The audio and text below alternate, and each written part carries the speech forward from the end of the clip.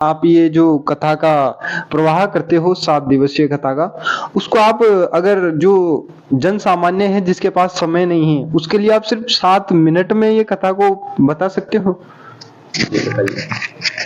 देखिए, संपूर्ण कथा का वर्णन तो कथा के प्रथम श्लोक में ही हो जाता है, जो कि प्रथम श्लोक है, सच्चिदानंद रूपाय विश्वोत्पत्त्यादि हेतवे तापत्राय विनाशाय श्री कृष्णाय वयम नमः। अर्थात सत्य, चित्त और आनंद के जो स्वरूप हैं, विश्व का भरण पोषण करने वाले हैं, और तापत्राय विनाशाय, 3 प्रकार के जो ताप होते हैं, देहिक देविक भौतिक ताप, रामराज काहू नहीं व्यापा। देहिक देविक भौतिक जो 3 प्रकार के ताप होते हैं, इनका विनाश करने वाले हैं वह हमारे ठाकुर जी।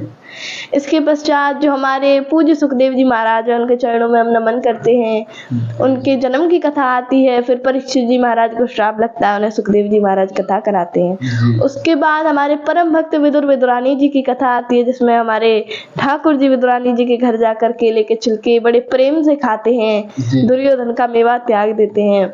और उसके पश्चात हमारे भगवान के अवतारों की कथा आती है, भगवान 12 स्वरूप धारण करते हैं, और भक्त प्रहलाद को बचाने के लिए हिरण्यकश्यप से भगवान ने नरसिंह का अवतार लिया, और छोटे से अपने भक्त ध्रुव को, 5 वर्ष के ध्रुव को अपना विराट नारायण स्वरूप दिखाया है।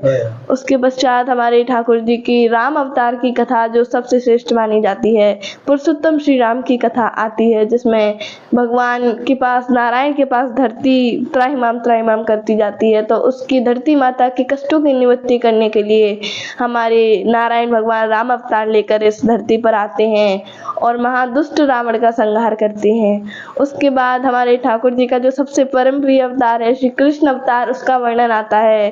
ठाकुर जी मथुरा में जन्म लेते हैं, जेल में गोकुल को जाते हैं, गोकुल से वृंदावन आते हैं, अनेक राक्षसों का संहार करते हुए फिर दोबारा मथुरा को आते हैं, कंस का वध करते हैं, वहाँ जरासंध नाम के राक्षस को 17 बार हराते हैं, 18 बार पंडितों की प्राणों की रक्षा करने के लिए वह द्वारका को चले जाते हैं और द्वारकाधीश बन जाते हैं। बोलो द्वारकाधीश भगवान की जय हो, जय हो।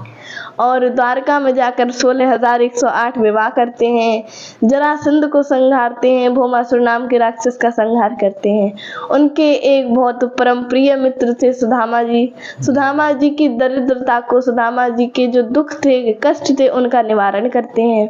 उसके पश्चात गोलोक धाम को जाते हैं, और परीक्षित जी महाराज को भी जो श्राप लगा था, उससे 7वें दिवस से सुखदेव जी महाराज ने कथा सुनाते हैं, और परीक्षित जी महाराज की भी मुक्ति हो जाती है। बोलो श्रीमद् भागवत महापुराण की जय हो, जय हो। जैसे कि आपने पूरी कंप्लीट जो कथा है उसको, मैं तो सोच भी नहीं रहा था कि इतनी जल्दी कोई कंप्लीट भी कर सकता है। तो आप इतनी पूर्णतया और पूर्ण कथाओं के प्रत्येक खंड को वर्णन करते हुए जो आपने सुनाया है, इसको सुन के तो मुझे ऐसा लगता है कि 7 दिन तक कथा का श्रवण करने के बजाय ये सिर्फ हमारा वीडियो देखना ही बहुत आपके लिए उचित होगा, और उतना ही पुण्य प्राप्त होगा जितना कि आप 7 दिवस तक एक आसन के ऊपर बैठ करके आप पूरी कथा सुनोगे।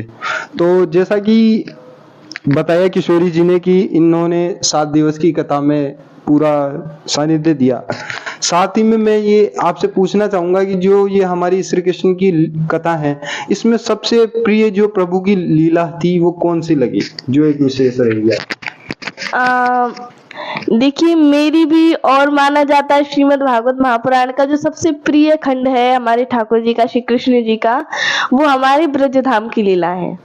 क्योंकि हमारे ठाकुर जी को ब्रजवासी अति प्रिय है और ब्रज की लीलाएं भी, इसलिए माना जाता है कि श्रीमद् भागवत महापुराण में ठाकुर जी को सबसे प्रिय ब्रज की ही लीलाएं हैं। और मुझे भी ब्रज की ही लीलाएं बहुत अच्छी लगती हैं। जब कथा में ब्रज की लीलाओं का समय आता है, 5वें दिवस में ब्रज की लीलाएं प्रारंभ होती हैं, तो उस दिन बड़ा आनंद बरसता है। ब्रज की लीलाएं बहुत आनंदमय हैं, और वही खंड मुझे भी बहुत प्रिय है और ठाकुर जी को भी बहुत प्रिय है। और रास का जो प्रसंग आता है, रास का प्रसंग मुझे सबसे प्रिय है। हाँ, तो रास का प्रसंग ठाकुर जी को भी बहुत प्रिय है। ठाकुर जी ने पूर्णिमा की रात्रि को रास रचाया था, शरद पूर्णिमा की रात्रि को, जो कि आज भी हमारे वृंदावन के निधिवन में हर रोज ठाकुर जी रात्रि में राधा रानी और सभी गोपियों के साथ रास रचाने आज भी निधिवन में आते हैं।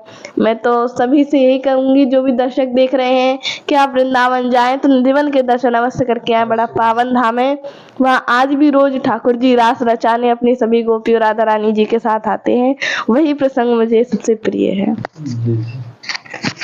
जैसा कि आपने इसी वार्ता के बीच में वर्णन किया कि जो निधिवन के बारे में, तो निधिवन के बारे में आप पूरा विस्तार से बताना चाहोगे? जो कौन सा मंदिर है वो, उसके बारे में, और कहाँ पे क्या है, उसकी जो भी संबंधित जो भी वहाँ पे जो भी घटनाएं हुई है, या फिर और जो वहाँ पर जो भी कृत्य वगैरह हो चुके हैं। जैसे मैंने सुना है कि वहाँ पे अगर कोई रात को अगर व्यक्ति रुक जाता है तो वो मतलब नेत्रहीन हो जाता है, और जैसे कोई भी विशेष घटनाएं हुई, बताइए।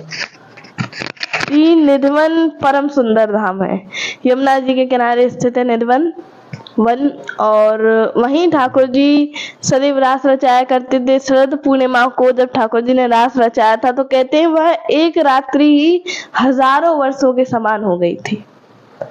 किंतु फिर भी जो गोपियां हैं वो ये कह रही थी कि पता नहीं आज की रात्रि इतनी जल्दी कैसे समाप्त हो गई, जबकि वह रात्रि इस संसार में अब तक सबसे बड़ी रात्रि थी, जो आज तक ना हुई है, ना शायद कभी होगी।